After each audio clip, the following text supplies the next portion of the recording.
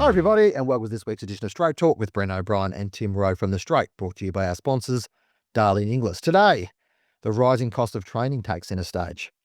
What does this Saturday's Tassie election mean for racing in the southern state? And we talked to renowned steward Fin Powrie about the strengths and weaknesses of Asian racing and the future of stewarding. In breeding and bloodstock, Japan is in the spotlight as the love affair for the progeny of Aussie mares continues, while we talk to Inglis's Angus Robertson about the current strength of the English digital market and looking forward to the sales season later this year and earlier next year. And in wagering, the challenges and opportunity of being a smaller player. We've got a wide remit today, Tim, as we often do. A couple of decent conversations with a couple of really interesting guests, but always great to have you here. Mate, let's talk about the cost of racing. You and I own horses, for right or for wrong. Share the costs. I got a message the other day from one of my trainers. I'm really sorry. I'm going to have to put the training fees up now. My trainer, from her perspective, it's a very small amount, but there's the owners across Australia are raising this as an issue, Tim. And this data that was pulled out from Stable Financial is interesting. Basically, looking at the overall growth of the cost of racing. From your perspective, where does this sit in the importance of racing's issue and its future prosperity, do you feel? Well, it's just as prize money's gone up exponentially, so has the costs. And as we know, getting a good horse is not as easy as it looks to the outside. So if you're paying, if the horse is not paying its way, it's become very expensive. And I think it's all the extras that add up. You can't help vet fees or things like that, but the transport and and generally the trainers are only passing on those costs. So they're listening to some conversations with trainers only last week, on their daily training fees, they're losing money. They've got to make it up. It is in transport, or they've got to win their 10% to make the business tick. So it's an expensive game racing.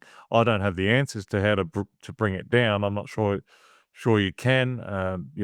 Generally stable staff, stable hands, and those doing a lot of the legwork aren't overly well paid either. So you can't say, staffing labour costs are too expensive. You need good staff, and that there are owners have the choice to shop around. There are cheapest, get trained in the bush or different things like that. But again, I guess the appeal of the leading stables is perception is more likely to have a good horse and racing in the better races, which is the aspiration of racing, isn't it? Just going through that data, you can obviously look at the article on the Straight to have a look through it in detail, but for the top 10 trainers in both Victoria and New South Wales, training fees per day since 2023 have gone up sort of 7.5 to 8%. In Victoria, pre-training fees have gone up 18%, which probably raises a few alarms for me. Adjustment fees have gone up 17%. Chiropractic fees have gone up 19%. Dental fees have gone up 11%, and track fees have gone up so close to 2%. In New South Wales, 8% rise in training fees, 12% rise in pre-training fees, an 18% rise in adjustment fees, 2% rise in chiropractic fees, 12% for dentists, and 14% for track fees. Now, all those things and that's not the full set. There's a whole bunch of other fees that sit on top of that. And I think, the point about this discussion and the point of this analysis is not to point the fingers at trainers saying you're charging too much. It's actually just to recognise that it's an inflationary system. And prize money, increase in prize money, or good and well, it's got a good horse, Tim. But you and I both know when you have a horse that's not going very well, you don't necessarily see the upside of that, and you still got the same costs. So I think, for the industry, it's something that needs to be addressed as a holistic level, not at a, trainers, you've got to do better level or whatever else. I think it probably needs to be looked at at a level where we're trying to, look at what's the best way of engaging owners and ensuring that either they don't reduce their shareholdings, which a lot are doing, or they don't get to a point where they exit the industry completely. And we've spoken about this before. I guess incumbent on PRAs, and for right or wrong, we seem to focus on Racing New South Wales because that's where they've upped the prize money the most.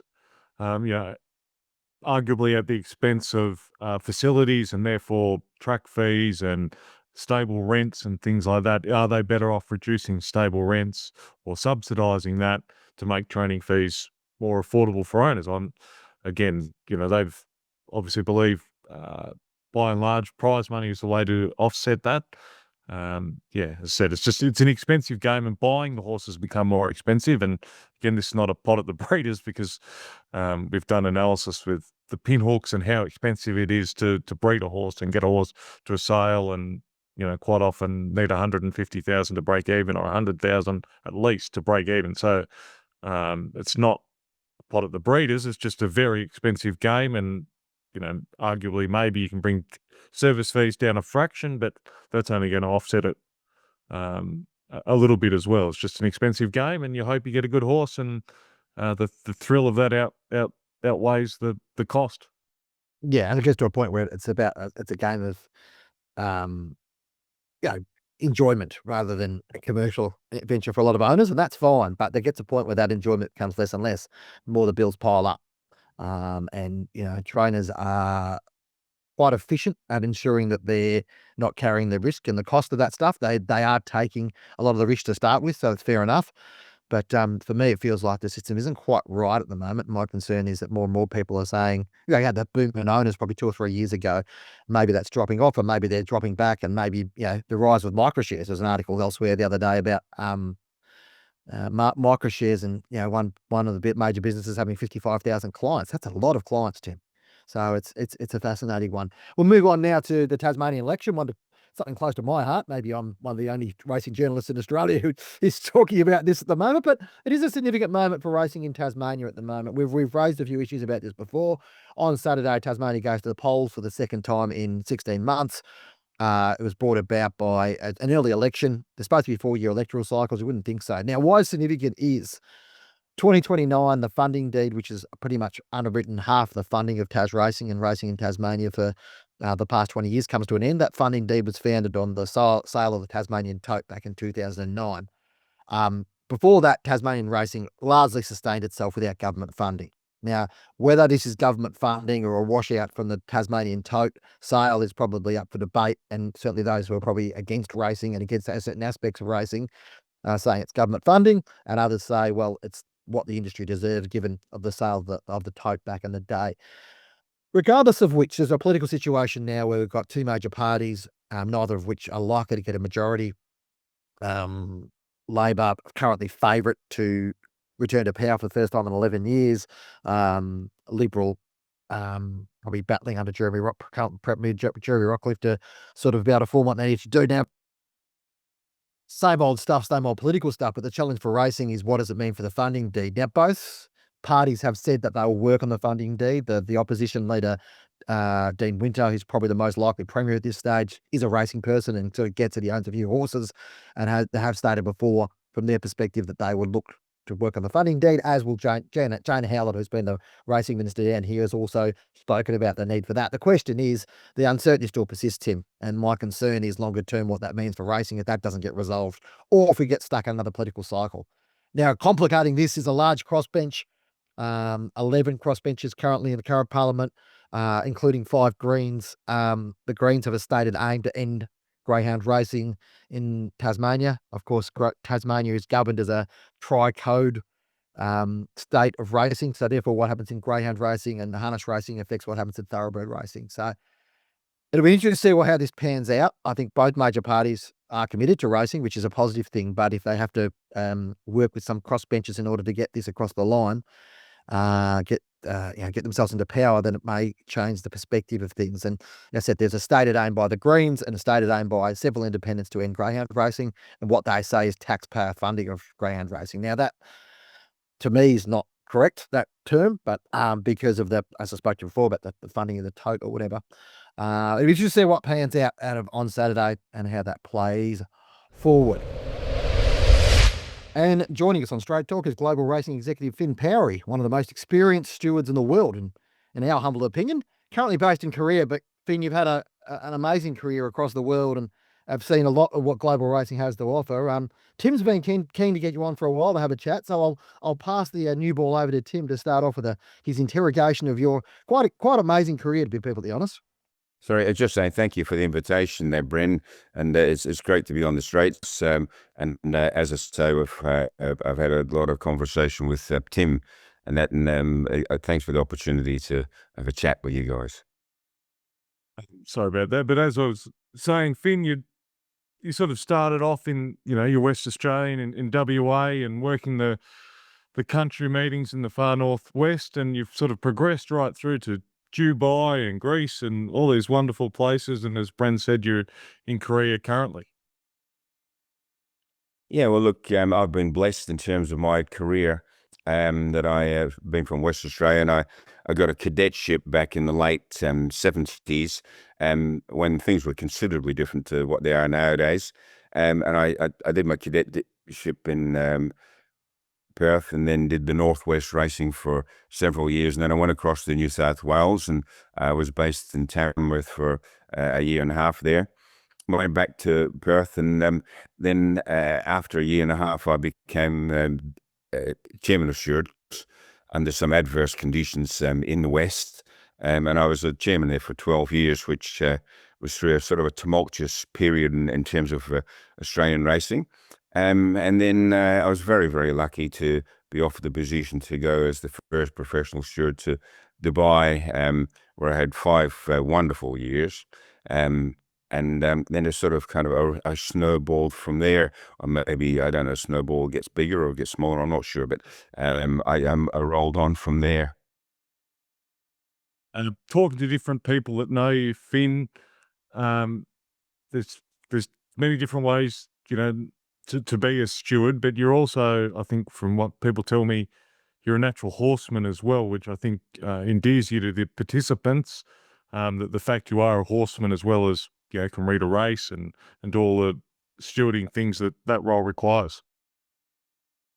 Well, look, the tag horseman is just sort of maybe it's a bit like a title that one might get, but because there's many, many wonderful horsemen and horsewomen throughout Australia, and we pride ourselves on our horse people.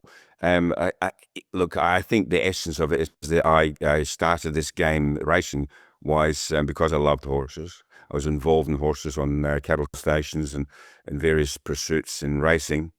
And then I went into the racing with a sort of an open mind, but a horse mind, and felt like that. And to be quite candid with you, it's difficult for me sometimes to see young stewards over the years that they stand toe to toe with trainers that live and breathe with horses and have done since they were apprentice jockeys or very young people, and sort of argue about why a horse should be sent back to trials and so forth. Whereas I might never agree with maybe the leading trainer in any country or whatever, but when you stand toe to toe with them, they kind of probably realize that, well, he knows enough to be able to talk to me, whereas maybe the person that came out of the stock exchange or maybe from another forum, he probably doesn't quite understand the nuances of horses. We might never agree on a principle, but at least you know that the steward talking to them has an idea. And I've always sort of liked the idea of having stewards, and certainly a number of them on the panel, that were au fait with horses and knew what they're talking about. Sort of, one of the aspects that's been amazing in the last, probably across your career, but the globalization of racing is one aspect, Finn, and obviously something you're quite passionate about. I mean, you worked in, Dubai and that area, I guess a long time ago now, given what's happened. I mean, the explosion of racing in the Middle East, we spoke to Stuart Bowman last week, and he said the Middle East, from a bloodstock perspective, is now the market for Europeans. I mean, how have you seen the development of that part of the world, and I guess its ongoing growing influence, on global racing? Well, look, you're right. I went to Dubai in 2001, which was the very sort of the start of professional side of things related to that, being the first professional steward and administrator in the Gulf. When I say administrator, there'd been Michael Osborne and a couple of others before, but in terms of a stipendiary steward, I was the first professional steward in the Gulf. Now that was only 24 years ago. So the thing is that the exponential growth of the industry there has brought about, obviously, its challenges, but it's brought about a considerable focus. And one of the greatest focuses, of course, is the amount of money that's available for horses, and the predominance of dirt probably just makes it a little bit less global in terms of the desire for, say, the Australian or New Zealand horse, or indeed the better horses out of Hong Kong. Albeit that Romantic Warrior went and performed. He was ambidextrous, of course, as we've seen. So it's got a particular position within the world, and one of the things, obviously, because of the climate, it shuts down during the hot period, other than, say, TAFE in Saudi Arabia.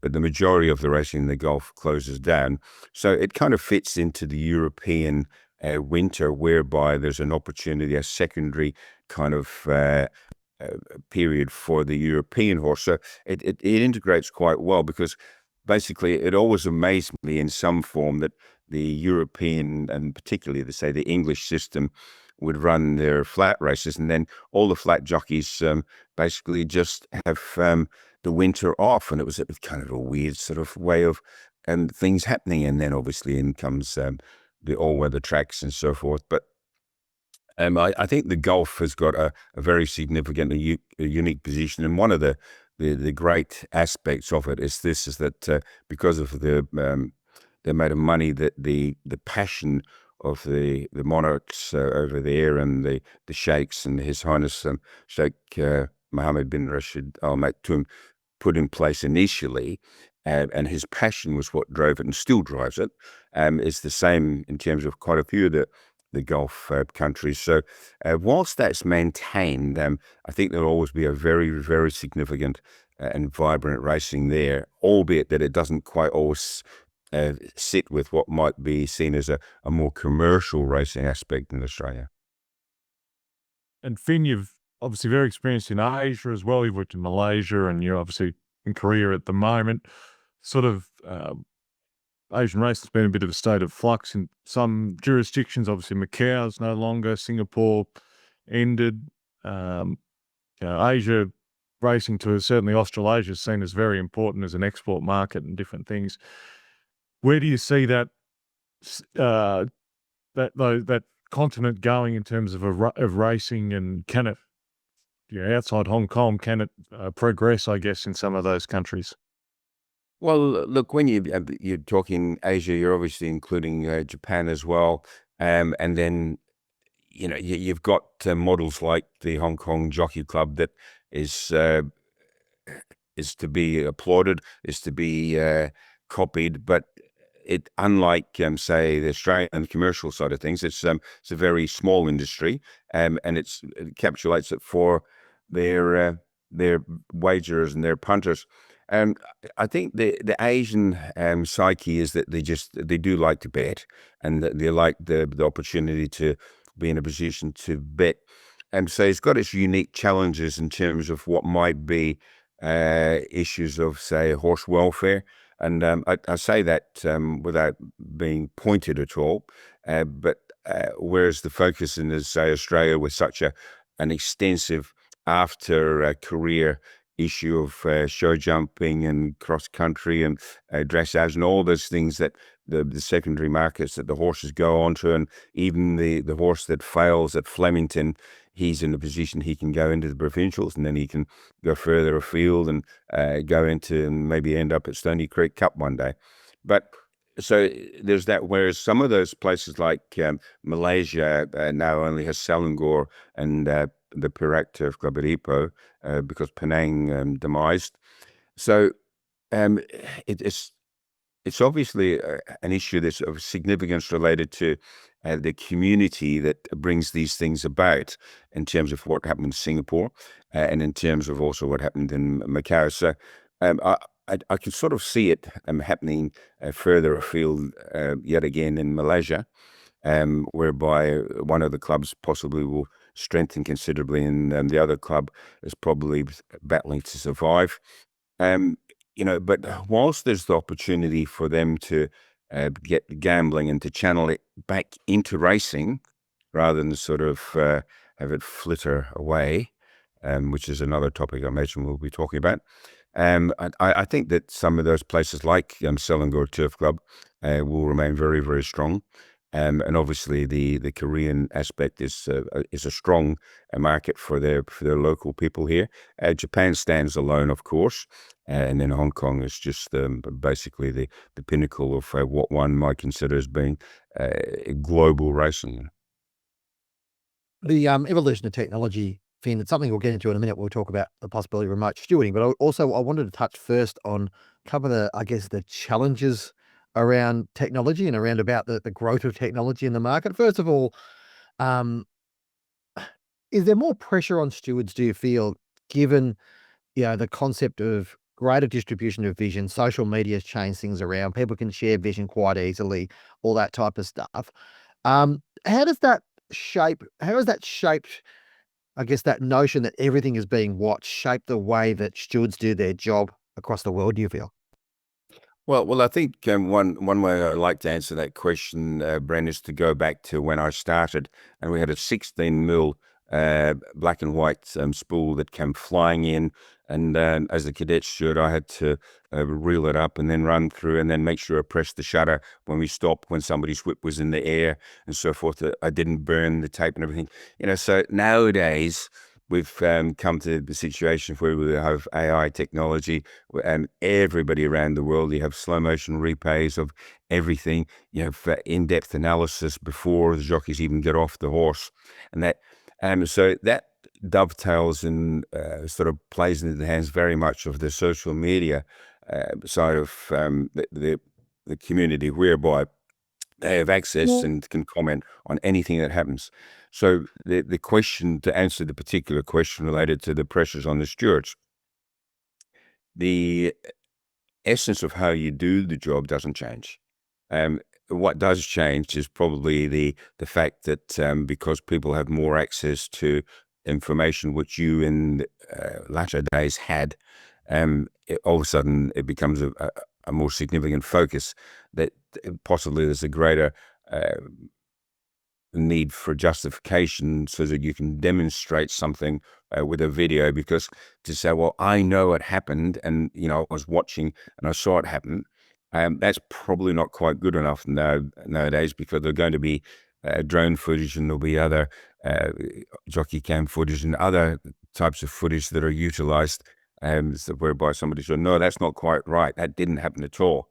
You see, so it puts quite a little bit of pressure onto the stewards in doing that. I think that the stewards need to be very careful, though, that they don't become knee-jerk and reactive to what punters will do. Because if you imagine in any objection, that they call them objections in other parts of the world, but in Australia, you refer to them as the protest.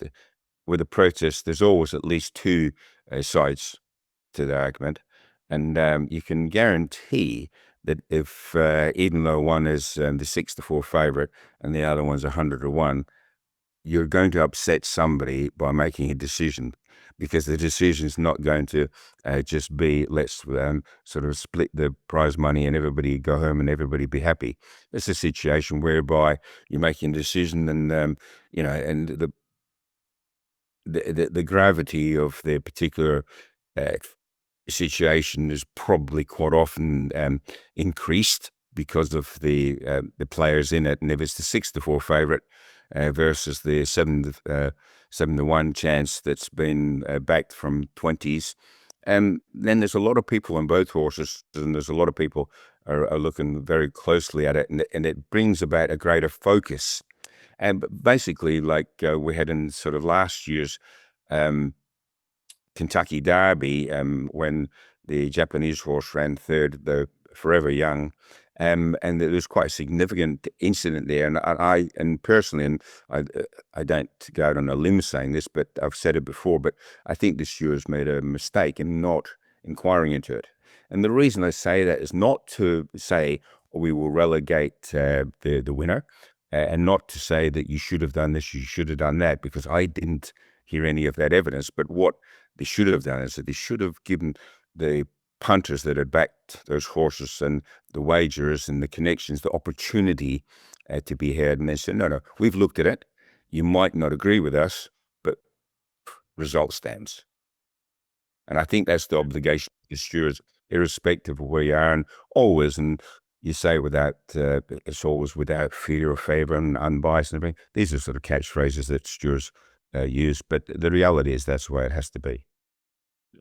Then there's probably a recent example of the heightened pressure on stewards or racing jurisdictions through social media, and that's Lyle D'Souza. And don't want to prejudice the case. The inquiry is still ongoing, but it was dislodged out of the gates on a hot fate, easing favourite, but was favourite. You've worked at Selangor, and Lyle D'Souza. As I said, not prejudicing the inquiry, so to speak, but it just highlights the amount of pressure and where it's that incident went global.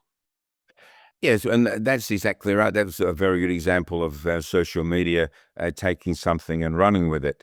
Now, the thing is, this is that the case is sub judice, so we won't go there in relation to that. But as a generality, in talking about the sort of the incident whereby a rider comes off the odds-on favourite, and that attracts a great deal more attention than maybe in race one, whereby the 100 to 1 chance stumbled and somebody came off and wasn't injured, and there wasn't a great deal as an issue. But I think again the steward's challenge there is to go through the case itself, just systematically. Obviously, the opportunity to analyze betting patterns, analyze the horses, sort of past conduct and so forth and so on. And then obviously they would listen to the rider. So it's quite a good case. There's been, and I'm not saying blown out of proportion, but it's being elevated considerably because of the nature of the gambling figure on the horse, and what might be considered as a dramatic incident. But that's bear in mind that it's sub judice, and we'll leave it to the stewards of the Selangor Turf Club to deal with that at due course, of course. Just sort of moving onward from that, in terms of how you do your job of monitoring what's going on, how any steward does their job. Obviously, there's a regulated market which you can assess what's going on, whether it be a locally based tote, or in Australia we talk about the corporate bookmaking environment, or wherever else it is. In Hong Kong, it's obviously the Hong Kong Jockey Club tote, whatever else. But there's obviously a broader regulated market, and that's continuing to grow. It has always been relatively strong within Asia, to be perfectly honest. But how much analysis can you do as a steward of what's going on in those markets? And how much do you do in terms of what's influencing stuff that's probably not immediately evident if you just look at the local betting market? Well, look, it's a very good question. It's a very strong question. It's very pertinent to today's racing world. And I think the question would probably be divided into regions, because if you consider that the Gulf, being an Islamic and Muslim state, where gambling is not permitted, there isn't such a focus on that particular aspect of racing. But let's move into the Asian side of things, and particularly maybe even the Antipodean racing systems. There's memorandums of understanding in place with a lot of the corporate bookmakers, and those that are not necessarily sort of readily available at first glance to the racing administrators, and particularly the stewards and the integrity branches and so forth. But the one that we're talking about, there was considerable illegal gambling, and James Portis, who's the chair of the anti gambling and betting corruption issue coming out of the Asian Racing Federation, he quotes some amazing figures in terms of the leakage to the industry in terms of the illegal gambling from various countries, and some of the countries that you think, do they even exist as countries? But they're places where they're gambling. Now, your question related to the how stewards deal with issues, that the majority of the civilized, the sophisticated areas have got good access to the sort of the trends that are available, not necessarily what is actually the specifics, but the trends available in terms of is this the short price, or I should really talk in terms of the $1.50 horse rather. Is there a weight of money being laid on this? Are the tickets being eaten, which is a quaint phrase that they utilize in Asia, on the horse? And if so, the negative aspect of that, how it sort of travels down. We got a lot of information in Malaysia of horses that were suspect in that particular regard.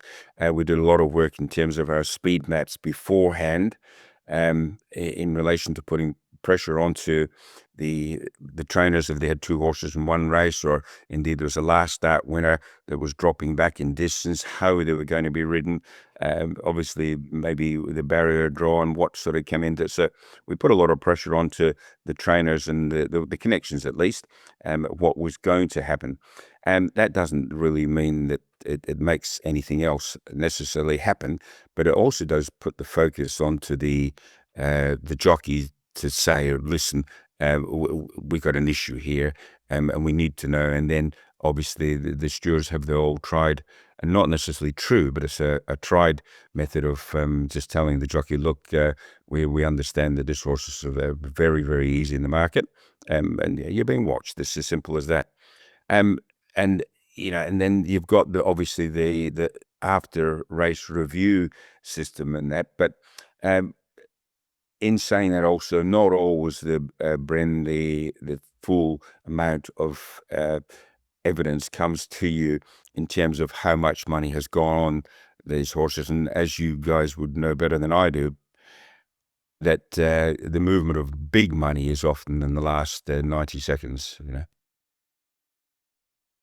Finn, one of the things you're passionate about and been investigating, and we've seen starting to come into place in Australia, it's certainly New South Wales and WA, I believe, is remote stewarding, and that's where that stewarding could head in the future.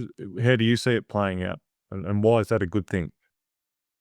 Well, look, if you use the word remote stewarding, you say, okay, let's take the steward away from the racecourse. It flies in the face of what I just said about me standing toe to toe and talking to somebody on a personal level about a horse, and it also it kind of plays into the hands of Gil McLaughlin in terms of rationalising the on-course race caller, and Josh Fleming is now a sort of country racing administrator rather than a great listenable race caller. So don't get me wrong when I say this.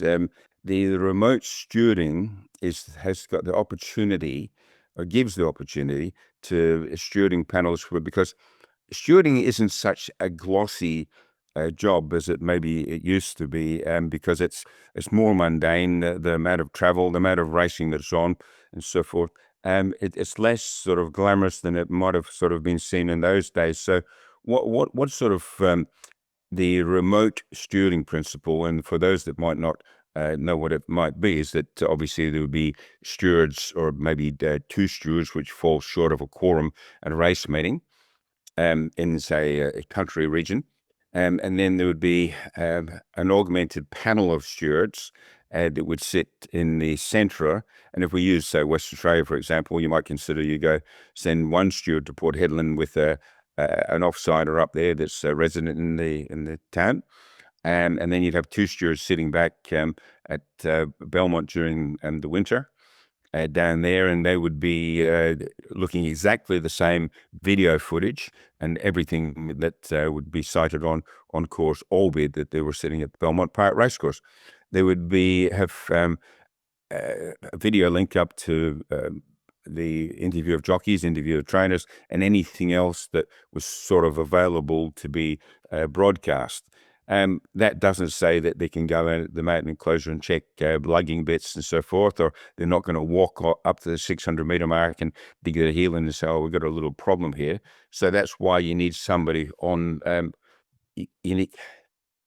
you need somebody on the ground, obviously. But the remote stewarding gives quite a few good advantages to the extent that it can satisfy the quorum issue very, very easily and very quickly. You can obviously put greater expertise into areas that might sort of fall short. If you're sending one junior steward to a country raceman, he could be backed up by two considerably senior stewards in the central. I think that they call it the virtual boardroom in South Africa, and I think they call it the bunker in Western Australia. And Steve Ralton's probably, I think he calls Steve Ralton up in New South Wales, I think he might call this the control center. But so, it has a real position within racing in my mind in terms of looking after the industry, in terms of good shooting, good level shooting, but also burnout of stewards, travel costs, some of those things as well. So I think there's a considerably significant position for it. Ben, we've covered a fair bit of ground, and we'd love to cover a lot more ground, but we'll let you go for now. We really appreciate your time and your insight into the global racing, global stewarding is very valuable to our audience who are clearly very interested in what goes on, not just within the the states of Australia, but beyond that. So we really appreciate your time. Well, thank you, Bren, and thank you, Tim, for being a part of the Straits. It's good. We enjoy it every day up here in Korea, just reading through all the messages and everything. And I'm glad to have been able to be part of it. The following segment is brought to you by Darley, who's won 3 of Europe's biggest stallion-making races. Native Trail. He mixed in all the right circles. He won the National Stakes just like Dabawi and Daniel Dancer. Took out the Dewhurst like Too Darn Hot and Petitubo, and claimed the Irish 2000 Guineas like Kingman and Jabawi. An unbeaten champion at 2, a classic winning 3-year-old, and a superb specimen from the same sire line as I'm Invincible. Native Trail returns to Darley, New South Wales this season. Racing class becomes breeding class, and at $27,500, including GST, is an opportunity not to be missed. Breeding and bloodstock news now, Tim, and this week we saw the JHRA sale, a tremendous result overall in Japan for record results overall, and the enthusiasm for Japanese racing at that top end is quite remarkable. The progeny of Australian mares taking centre stand. The Machine Colt topped the yearling sale, $4.3 million, while Yankee Rose's Colt by Saturnalia sold for $3.2 million. We had also the first foal out of Golden Slipper winning filly by Kazuna. The first foal out of Fireburn by Kazuna sold for $3.3 million. So some great results. We've seen those results over the years, and probably not surprising, Tim, that the Australian mares continue to resonate really well, don't they? Well, that overall sale was quite phenomenal. Satomi Oka, who's a Sydney-based Japanese bloodstock agent, and she texted me and said it was just crazy. The old 1 million was now 2 million.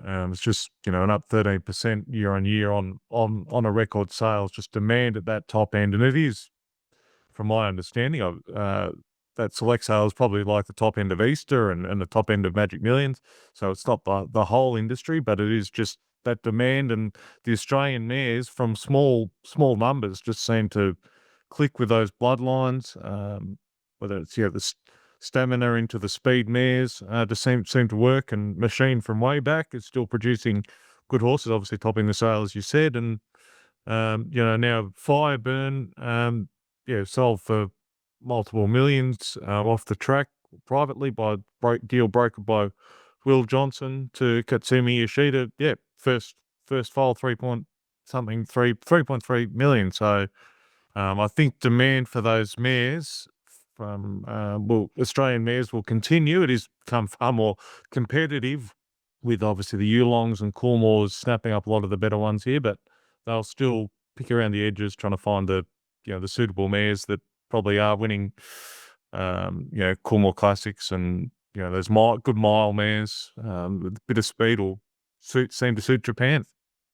Yeah, it is quite remarkable, and like the bigger players at that top end of the market are all local players. We saw John Stewart get in there, we saw the Hong Kong Jockey Club get involved, but primarily we're talking about the bigger players, including one of the guy that's the brains behind Uma Masame, which is the massive, Japanese combination. Hard to explain between manga and racing and gaming and all this sort of stuff. This sort of nexus of racing stuff, which probably a lot of us in the rest of the world look at and shake our heads and don't get our heads around. But it's huge over there, and this concept of this enthusiasm for these champion horses continues to roll on. So yeah, it's the Japanese market. It's a very, very different market to where we're at, and you're right. I mean, the fact that they're still selling foals while they're next to their mares, it's an interesting the way that they do it. It's not the only sale for the year, and a lot of the better progeny are retained as well too, Tim. So it's interesting from that perspective. We've got so many Australian mares over there now, like high quality mares. A lot of them aren't even getting progeny into these sales. They're being retained or sold in other sales. So Amphitrite had a good result. We had Single Gaze. We had there was a couple others as well that had excellent results. And across time, I think the Liberty Island aspect, the daughter of Yankee Rose, faded unfortunately, but she was a champion horse. She has fueled that sort of desire for Australian mares, the progeny of Australian mares, and I think that's probably changed things as well. And joining us on Straight Talk is Inglis bloodstock consultant Angus Robertson. Great to have a chat, Gus. Let's start with Inglis Digital. Another fantastic result yesterday. Gross of $7 million. I think the fourth biggest ever Inglis Digital sale, which is a great result for that. Led by, obviously Godolphin selling a stack of horses through there. But hey, we're in the middle of winter and people aren't scared of buying horses, are they? Thanks, Bren and Tim, and great to be on the show this morning. We were delighted with the sale yesterday, and as you mentioned, obviously pushing past that $7 million barrier was a big achievement. It's one of the biggest sales we've had in recent times. Obviously, as you said, with big drafts from the like of Godolphin, quite a large dispersal from Hopetown Farm in Queensland, and then obviously just that regular thoroughfare of bloodstock trade that has become so synonymous with the Inglis Digital brand. To gross the fourth highest total sale since its inception was pretty fantastic, and I suppose it's just a testament to the work that all the team do, from the digital staff right through to our IT, our marketing, our bloodstock department, which obviously service the platform for buyers and sellers as well. So it's certainly a team effort, and it's come a long way since it started back in the early teens. What was interesting to me, Gus, was the top lot from Godolphin and also Spacewalk that Australian Bloodstock bought are both going to WA, which probably points to the health of that state's racing industry at the moment, and the returns that they can get through prize money, and just a little bit lesser grade, I guess, better placed for some of those horses. Absolutely. And I mean, we've seen horses off Inglis Digital that have gone and raced in WA. I mean, you look at a horse like Western Empire, who was already a Group 1 winner in that jurisdiction, and I think was picked up for around about $150,000 off the top of my head by an owner over there, and the horse has since gone on and won over $1 million in prize money since being purchased. So it's the digital platform is no stranger to horses going on to success over in the West, and even a horse like Port Lockroy or Light Infantryman, who have both had shares through sell through the digital platform prior to going on to win Group 1s over there as well. So it's not hard to see why the owners from that jurisdiction are queuing up for these good racehorses. From what you're saying before, like I said, the Inglis platform has become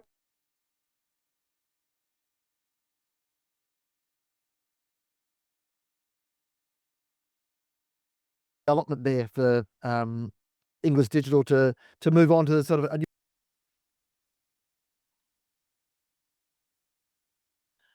And Angus, what sort of innovation is Inglis working on the digital space? I believe there's a new platform coming up for the next sale. Yeah, so we're currently in the rolling out phase of our new Inglis Digital platform. Obviously, as with anything of this nature and magnitude, it's important to always keep improving the site. And whilst the current platform, as it stands today, has been very good in growing from inception, we're always looking for ways to improve the platform.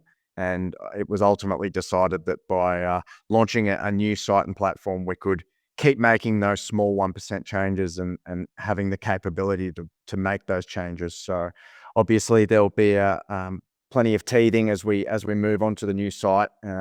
But yeah, we're really confident that it'll continue to make Inglis digital. I mean, what has been so great about it is for people to keep that volume of stock and provide that high quality bloodstock service, which it's been so good at. And so, yeah, we're looking forward to rolling that out for the July late sale later this month.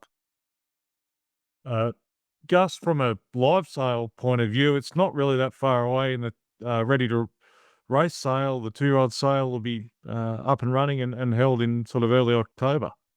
Yeah, absolutely, Tim. I mean, it's funny, there's not really much of an off season now with these digital sales every fortnight. And as you mentioned, yeah, with the live sales, we've obviously got the 2-year-old sale rolling back around. It's been a great 12 months for graduates out of that sale. Obviously, the filly that topped it last year at $1 million, Signature Scent, has now won 2 from 2 and looks like she's quite smart. Also, another graduate title fighter by Lean Mean Machine won a stakes race at Flemington in the past couple of months. So it's good to see that the graduates of that sale are continuing to raise the bar. And I mean, it's frequently dubbed the most progressive 2-year-old sale in Australasia, and the metrics certainly attest to that, but also the graduate success, both domestically and also abroad in places like Hong Kong. So we're very excited about the way the catalogue's coming together. It's a busy time for the bloodstock team regardless. You don't get much time to rest. No doubt you'll be out doing yearling inspections ahead of the 2026 yearling sales season. You know, the yearlings don't turn yearlings until a couple of weeks' time. But yeah, you guys are pretty much on the ground throughout to early spring and throughout that time, looking at these horses, assessing them coming forward, and sort of building out those catalogues for next season. Angus. Yeah, absolutely, Bren. I mean, we're obviously in the process at the moment of collating stock lists from all the farms, and as you mentioned, planning those inspection trips.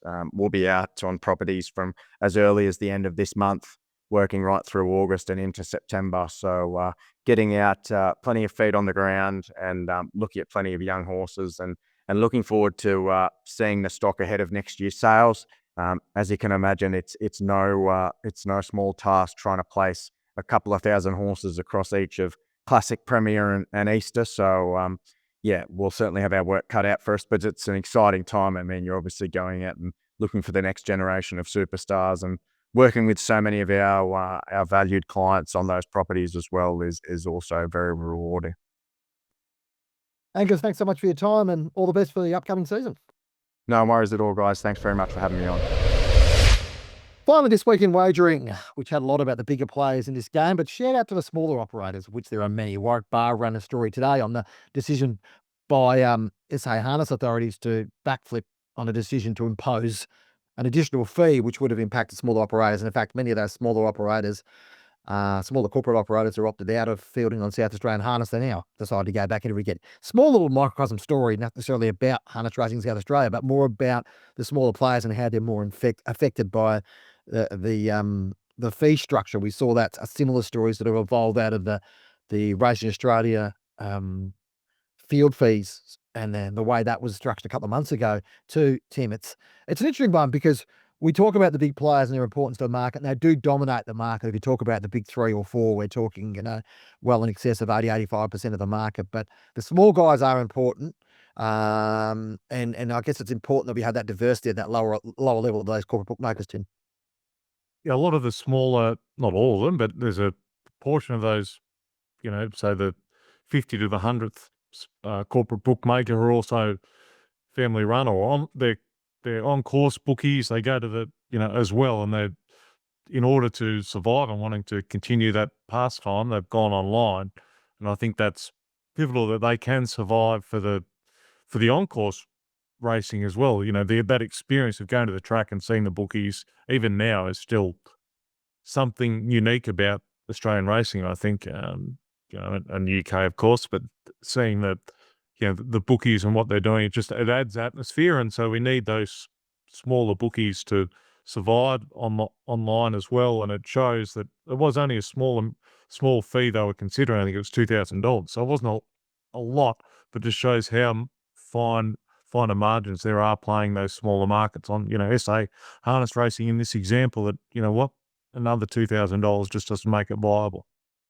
Yeah, and the need to have that the smaller guys to be able to bet on everything is actually really important, because they need to be able to compete with the bigger corporate bookmakers that they're not offering on these other other markets. And look, there are challenges with the smaller bookies, don't get me wrong, and there are various other things going on there, and some of the small white label players sort of driving various different brands or whatever else. But I think it's important, and the 100-odd corporate bookmakers we have in Australia, it's a long tail, but I think it is important to have options out there, especially as we see across the board in other aspects we talk about, whether it be in breeding or whether it be in training or whatever else. The small guys have been run out of town.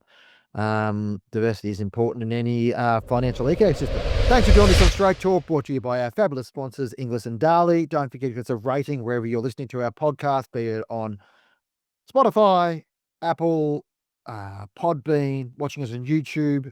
Be sure to subscribe, give us a like. Send us an email at editor@thestraight.com.au. We've had a few emails to come through in the last couple of weeks, and we'll, at some stage in the future, as we mentioned, we might do a Q&A answer for our audience out there to sort of talk through the major issues. Thanks so much for your time, and we'll talk to you again next week.